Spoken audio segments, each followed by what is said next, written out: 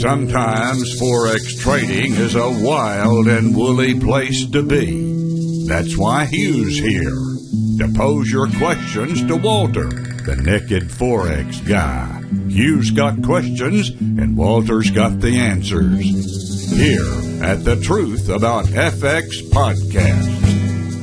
Hey Walter, this is another listener question.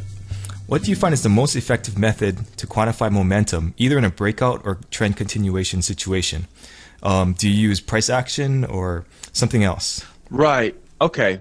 So there's a couple of ways to do it. I don't use indicators, obviously, but what you can do here is you can look at the candles. So actually, one of my students years ago, he kind of turned me on to this idea where, because he was saying, he kept showing me his charts, and I said, how do you trade and stuff like that? And then he was showing me his charts, and he said, well, this is where a lot of volume comes in. And I'm like, what do you mean there's a lot? How do you know a lot of volume comes in? Like, this is Forex, Like, are you following your broker's volume? Because that's just your broker. Like, it's a totally different market, really, and things like that. And, what he was talking about was basically momentum. And he said, you can tell momentum when you see these really big candles. And that's, I guess, it's true, isn't it? Like, it takes a bit to move the market, right? I mean, it takes a bit. It takes enough buying power to move it up, and it takes enough sells to move it down. So you can tell. In fact, I saw a presentation at one of the FXStreet.com conferences, which I was lucky enough to present at a couple years ago, and he was the guy from Awanda. So he was one of the co-founders of Awanda. And he was showing us how it doesn't actually take that much to move the market at any given moment, move it up a pip or so. It's really not that. It's kind of surprising how little it takes. So, but obviously if it's a big candle, that means there was a lot more behind it. So, so I think the easiest way really to see momentum in the candles. Okay, and so how do you do that? The question is, all right, well, the answer for me is I look for really big candles. So I think that you've got a lot of bullish momentum when the candle that you see is bullish. It's bigger than the last 10 candles, like the range is bigger, and it closes right up near the top. So that would be a sign that, look, we're going into there's some really bullish momentum here. Likewise, if you had a downside or reason to go bearish in the market, you might see a really big bearish candle, bigger than the last 10, with a close down near the low of the candle. So this is the kind of thing I would be looking for. Now, it's a little bit more complex than that, but that's a basic idea. If you see a bunch of little tiny candles that open and close at about the same spot, some of them might be slightly up, some might be slightly down, they got these long wicks, there's no momentum there, right? That's just the market's flatlining. So you can take a look at them and see. I know people use MACDs and momentum indicators and alligators and whatever else, and that's cool.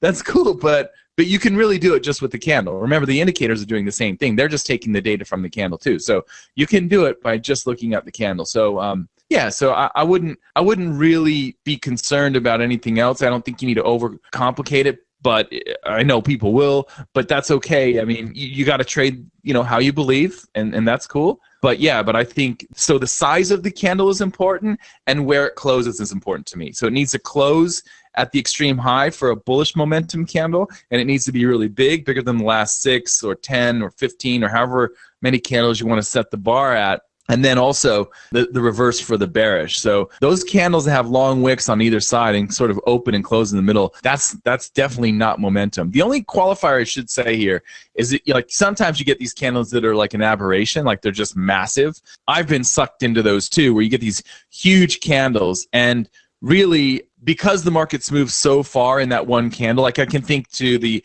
Franco-Geddon thing that happened in 2015, that huge candle. What will often happen when the market does that, we had something in the yen pairs too a couple years before that, where you get these big candles and you think that, okay, that's it, I'm going to go in, I'm going to take this trade. Well, usually what will happen, if it's an aberration, it's too big, the market will actually retrace against that candle for a while. So it's not a good idea to take those if they're just huge, massive. So you want them to be kind of, still well within the normal range, not, you wouldn't want to see the biggest candle we've seen in the last 15 years, that sort of thing. That's not what you want to hang your hat on, but that's the only caveat I would say. And if you're using an order above the high of a bullish momentum candle, most likely it's not going to get triggered. If it's a huge bullish candle, it's probably going to pull back against it and retrace against it for a while anyway. So you probably won't get triggered in if you use that kind of entry. But if you use a retracement entry and you're getting in on a retracement, then you might get stuck in a really bad trade if you're taking a candle that's just too big. So I sort of will qualify that. Yeah. Okay. Cool. Very cool. Well, I appreciate that. That's awesome. Thanks, Walter. Cool.